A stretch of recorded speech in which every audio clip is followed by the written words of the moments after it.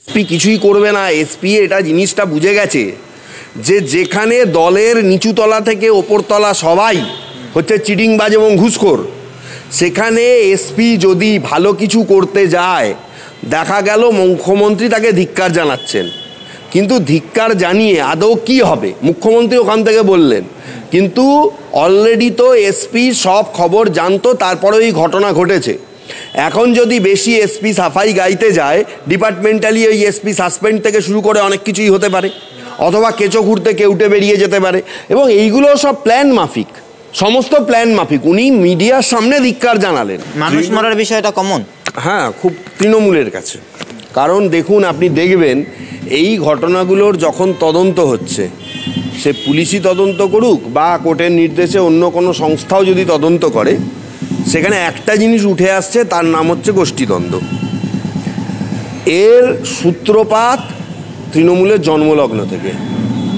তৃণমূল প্রথম 5 বছর ভালোভাবে একটা সরকার গড়েছিল, তারপরে এত চিটিংবাজি, কে এলাকার নেতা হবে, কার হাতে কত টাকা থাকবে, কে কন্ট্রোল করবে, এই নিয়ে তৃণমূলের মধ্যে প্রচুর গণ্ডগোল। যার জন্য মুখ্যমন্ত্রী পর্যন্ত, আপনি দেখেছেন, আপনার হয়তো মনে আছে, মাঝে এই বিধানসভার আগের বিধানসভায় এত গণ্ডগোল দেখে তিনি নিজে ঘোষণা করলেন যে অনেক তারকা ক্যান্ডিডেট দেওয়া হবে, কারণ লোকাল লোকদের একজনকে দিলে আরেকজন সেখানে, সে বলছে যে ওই লোককে দিলে আমি তার হয়ে প্রচার করব না বা আমার অভিযোগ আছে। এবং এটা প্রত্যেকবারই আমরা দেখি, যখনই লোকসভা বিধানসভায় ক্যান্ডিডেট ঘোষণা হয় বা পঞ্চায়েতে, যারা পায় না অথচ সম্ভাব্য পাওয়ার তালিকায় থাকে বা আগে পেয়েছিল পরে টিকিট পেল না, তারা গিয়ে অফিসে বিভিন্নভাবে ভাঙচুর থেকে শুরু করে কমপ্লেন জানানো, কলকাতায় এসে কমপ্লেন ইত্যাদি ইত্যাদি এগুলো থাকে। কে দাদা হবে আর কে নেতা হবে, যে মালদার ঘটনাটা আপনি বলছেন, এই ঘটনাটায় মুখ্যমন্ত্রী নিজে পর্যন্ত বিব্রত হয়েছেন, কারণ উনি ছিলেন মুখ্যমন্ত্রীর খুব কাছের লোক এবং তিনি এলাকার মধ্যে একটা ভালো পজিশন করেছিলেন, তার যথেষ্ট নামডাকও ছিল। ওই যে ব্যক্তির কথা আপনি বলছেন, মানুষ তার কাছে গেলে মোটামুটি তার কাছ থেকে সাহায্য পেত, বা তিনি তার বিধায়ক যে খুন হয়েছেন তার এতে তিনি মোটামুটি দেখতেন। কিন্তু পাশে অঞ্চলের যে অঞ্চল প্রধান বলুন বা পাশের অঞ্চলের যারা তৃণমূল করে, তারা ভাবছিল যে এর প্রভাব প্রতিপত্তি অনেক বেড়ে যাচ্ছে, এটা যদি হয় তাহলে একে আর কখনোই দমানো যাবে না। এবং এই যে একটা পাইয়ে দেওয়ার রাজনীতি, এবং তাছাড়াও হচ্ছে যে চিটিংবাজি আর রাহাজানি এবং লোকের কাছ থেকে লুটতরাজ করার জায়গাটা হাতছাড়া হয়ে যাওয়া, এইটাই হচ্ছে এই খুনের কারণ। আর সব থেকে বড় ব্যাপার হচ্ছে যে পুলিশ জানতো না, এটা আমি কখনোই বিশ্বাস করতে পারি না। তার কারণ হচ্ছে যে অনেক নেতারাই দেখা যায় যে পুলিশের সামনে বসে ঢিলছোড়া দূরত্বে তারা পুলিশের সামনে বসে চিটিংবাজি করে যাচ্ছে। কেন? যখন শুট আউটের একটা খবর প্রকাশ হলো যে একটা ক্লাবে, সেখান থেকে থানা ঢিলছোড়া দূরত্বে। যখন পিটিয়ে মারা হলো জয়নগরে আগের বছর মাঝামাঝি সময়ে, সেখান থেকে 500 মিটার দূরে থানা। মারা যাওয়ার পর পুলিশ খবর পাচ্ছে। এগুলো কি বিশ্বাসযোগ্য বলে আপনার মনে হয়?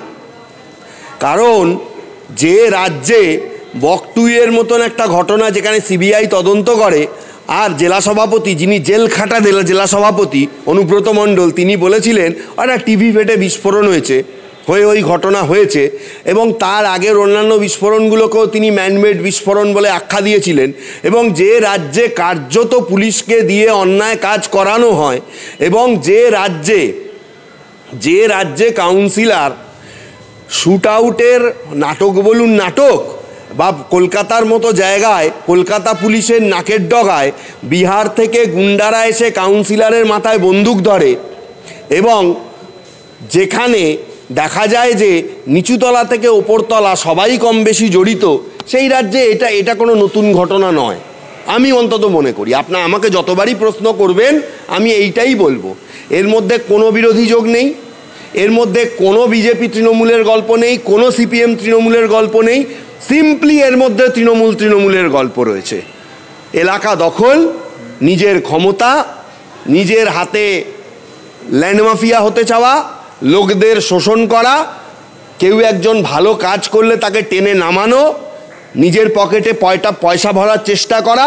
সিম্পলি এই কারণে তাকে খুন হতে হয়েছে, তাকে নিজের জীবন দিতে হয়েছে। পরিষ্কার কথা, এর মধ্যে কোনো দ্বিমত নেই। সেখানে কিন্তু আদৌ ওনার কি কোনো সদিচ্ছা রয়েছে রাজ্যের মানুষকে নিরাপত্তায় রাখার? আমি ওই এসপি ছেড়ে দিলাম, তৃণমূল খুন হয়েছে, যেখানে নাকের ডগা থেকে জঙ্গিদের জম্মু কাশ্মীর পুলিশ ধরে নিয়ে চলে গেল। কলকাতা পুলিশ এবং রাজ্য স্তরের যারা পুলিশের শীর্ষ নেতা এবং পুলিশ মন্ত্রী তথা পশ্চিমবঙ্গের মুখ্যমন্ত্রী, তিনি কি করছিলেন আমি এটা জানতে চাই।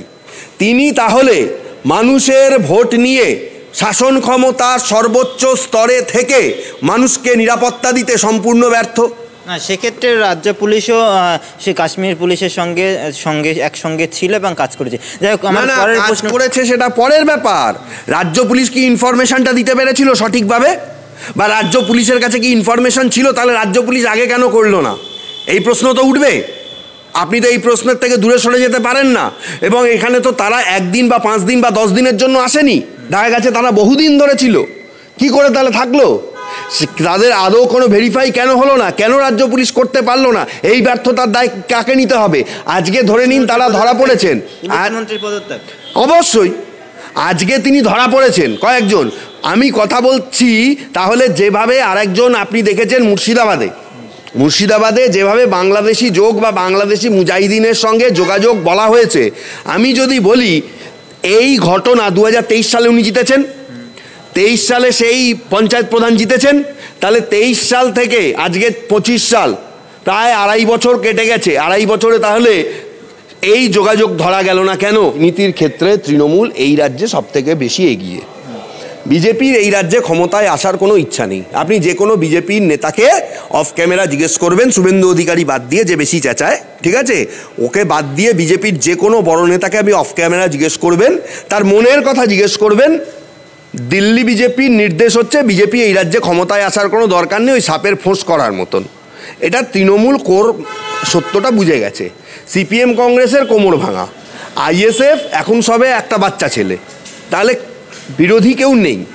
তা যেখানে আপনার বিরোধী কেউ নেই, আপনি যেখানে সর্বেসর্বা, সেখানে আমি মানুষকে ভালো রাখলাম কি খারাপ রাখলাম কাঁচকলা, আমার পকেটে যেভাবে টাকা ঢুকবে, যে পন্থায় টাকা ঢুকবে, মানুষ মেরে হোক, মানুষ খুন করে হোক, মানুষের সঙ্গে চিটিংবাজি করে হোক, তোলাবাজি করে হোক, আমি টাকা নেব। আমি আপনাকে পরিষ্কার বলছি, বাইপাসে একটা কোম্পানির একটা ভেতরে, অফিসের ভেতরে একটা কাজ হবে, আমি নাম উল্লেখ করছি না, আমার কাছে খবরটা এসেছে। পুলিশ বলছে থানাতে ওটা 2.5 লক্ষ টাকা না দিলে সেই কাজটা সে করতে দেবে না। তাহলে এই পুলিশের মাথাকে, পুলিশ সমস্ত জায়গায় যে ঘুষ খায় পুলিশ মন্ত্রী জানেন না? ডাক্তাররা যখন বলেছিল আমরা পুলিশের পদত্যাগ চাই, সিপির পদত্যাগ চাই, কার্যত তিনি তো প্রথমে স্বীকার করেননি, পরে সিপিকে সরানো হয়েছিল। নতুন সিপি তিনি এসেছিলেন, তিনি নাকি নৈহাটি না কোথায় বলছে খালি হাতে দাঙ্গা ঢুকেছিল। আমি তো দেখতে পেলাম না আজকে এত জায়গায় কলকাতার বুকে জঙ্গি ধরা পড়ছে, কলকাতার বুকে এত মারপিট হচ্ছে, গন্ডগোল হচ্ছে, নতুন সিপির কোনো ভূমিকা আছে বলে। তিনি শুধু বড় কথা বলছেন। তারা কার অ্যাপয়েন্টেড ডক্টর? এই ডাক্তারদের গাফিলতি রয়েছে, না হসপিটাল সুপারের গাফিলতি রয়েছে, না যে অ্যাটেন্ডিং স্টাফ যার ইকুইপমেন্টস দেখে শুনে নেওয়ার কথা তার গাফিলতি রয়েছে, না পয়সা দিয়ে কোনো সংস্থাকে পাইয়ে দেওয়া হয়েছে? কারণ এই যে ফার্মাসিউটিক্যাল ইনস্টিটিউট থেকে এই স্যালাইনটা এসেছিল, তাকে অলরেডি বাইরের স্টেট, কর্ণাটক থেকে শুরু করে সাউথের অন্যান্য কতগুলো স্টেট, দিল্লি থেকে তার ওপরে ব্যান অনেক দিন আগেই লাগিয়ে দিয়েছিল। তারা ওখানেও মালপত্র সাপ্লাই করতো এবং তারা কিন্তু সেখান থেকে তাদের কোর্ট থেকে অর্ডার করিয়ে নিয়ে এসে এখানে তদন্তও করে গেছিল। কিন্তু কার্যত এখানে আমার মনে হয় যে বাইরের স্টেটে যখন এরকম একটা তদন্ত হলো, রাজ্য সরকারের কাছে সব খবর ছিল, পুলিশ প্রশাসন এবং তৃণমূলের লোকজন পয়সা খেয়ে ওই সংস্থাকে চালিয়ে গেছে। কুণাল ঘোষরা বড় বড় কথা বললে তো হবে না। কিভাবে একটা ব্ল্যাকলিস্টেড সংস্থা তার স্যালাইন কিভাবে হসপিটালে আসতে পারে? অবশ্যই এই রাজ্যে আসা কেন অসম্ভব? সন্দীপ ঘোষের মতো লোকরা এখনও দিকে দিকে বসে রয়েছে। এটাই তো জুনিয়ররা পয়েন্ট আউট করেছিল। আজকে জুনিয়রদের বার করে দেওয়া হচ্ছে কেন হসপিটাল থেকে? কেন বলা হচ্ছে অপারেশন থিয়েটারে জুনিয়ররা থাকতে পারবে না, আর অন্য সময় জুনিয়রদের ছাড়া অপারেশন করা যাবে না, এই ডাক্তাররাই বলতো। সুতরাং ডালমে কুচ কালা হয়, এটা পরিষ্কার বোঝা যাচ্ছে। আজকে হাইকোর্টে মামলা হয়েছে, মামলাটা যদিও বিজেপির তরফ থেকে করা হয়েছে, কিন্তু সত্য উদ্ঘাটন করার জন্য মামলা হওয়াটা বাঞ্ছনীয় ছিল। আমি বলবো আর একটা অন্য প্রসঙ্গ বলবো যে যারা যারা মারা গেছেন তারা ডক্টর কুণাল ঘোষের ওয়াইফের যে মামলা সুপ্রিম কোর্টের, সেই সাইটেশন অনুযায়ী আপনাদের অ্যাডভোকেটদের সাথে কথা বলে একজন আপনারা 100 কোটি টাকা করে কম্পেনসেশন চেয়ে, আপনাদের কম্পেনসেশন ডক্টর কুণাল সরকার, তিনি তার ওয়াইফের জন্য 100 কোটি টাকা কম্পেনসেশন চেয়ে সুপ্রিম কোর্টে মামলা ফাইল করেছিলেন, এবং সেই মামলা 100 কোটি টাকা না পেলেও তিনি একটা ভালো অ্যামাউন্ট পেয়েছিলেন এবং সুপ্রিম কোর্ট থেকে রায়ও হয়েছিল। সেই মামলা পরবর্তীকালে আবারও চলেছে। আমি বলবো ওই মামলার জাজমেন্ট নিয়ে আপনারা হাইকোর্টে আপনারা কম্পেনসেশন পার্টের জন্য দৌড়ান এবং কম্পেনসেশন আদায় করুন, তবে রাজ্য সরকারের টনক নড়বে।